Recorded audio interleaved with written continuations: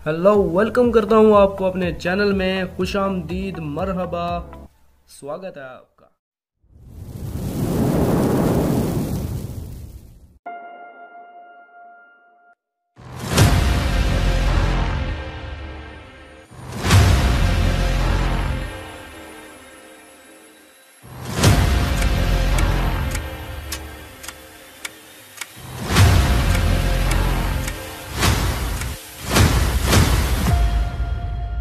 मुझे सख्त अफसोस है कि मैं एक बूढ़े ऊंट की तरह जान दे रहा हूँ। मुझे सख्त शर्मिंदगी है कि मैं मैदान जंग में शहीद नहीं हो सका और अल्लाह क़यामत तक कभी किसी बुज़दिल को सुकून और इत्मीनान न दे। ये अफसोस इस मुजाहिद का है जिसको अल्लाह के रसूल सल्लल्लाहु अलैहि वसल्लम ने सैफुल्लाह का लक़ब दिया। इनके वजूद का कोई हिस्सा ऐसा न था जिस पर तीर, तलवार, नेज़े या खंजर के जख्मों के निशानात न हो। इन्होंने 100 से ज्यादा घुमसान के जंगों में हिस्सा लिया और कभी किसी जंग में शिकस्त नहीं खाई। इनके नाम से ईरानी सल्तनतों पर दहशत तारी हो जाया करती थी। अपनी मौत के वक्त मैदान जंग में शहादत ना पाने पर इन्होंने ये कलमात अफसोस की हालत में कहे। इस पर इनकी जोजा ने इनको तसल्ली दी कि खालिद बिन, आप शर्मसार ना हो।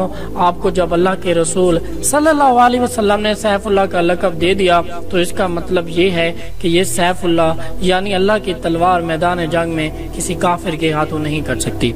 आप रज़ी अल्लाह तआला अन्हु के नसीब में शहादत नहीं थी। अपनी अहलिया की तरफ से इस तसल्ली के बाद अल्लाह का ये शेर जरा पुरसकून हुआ। खालिद बिन वलीद सिर्फ आलिम इस्लाम के नहीं बल्कि तारीख इंसानियत के हीरो हैं। इंसानियत की तारीख में इनसा बड़ा फौजी, हिकमत अमली साज और फनून जंग का महर जर्नेल और गाजी पैदा ही नहीं हुआ। जब हजरत खालिद बिन वलीद के इंतकाल की खबर शाम से मदीना पहुंची तो मदीने में कोहराम मच गया। सैयदना उमर रज़ी अल्लाह तआला अन्हु पहले तो लोगों को मना करने की कोशिश करते रहे, लेकिन जब मालूम हुआ कि अबू सुलेमान खालिद बिन वलीद की कुनैत की वफात की खबर है तो फिर वो भी खामोश हो गए। फिर अहले मदीना से कहा, आज जो आंख रोना चाहती है रो ले, जो जबान कुछ कहना चाहती है वो कह दे, क्योंकि वो कुछ भी कहेंगे सच ही कहेंगे। लोगों को दोबारा अबू सुलेमान रज़ी अल्लाह तआला अन्हु जैसे वजूद पर रोने का मौका नहीं मिलेगा।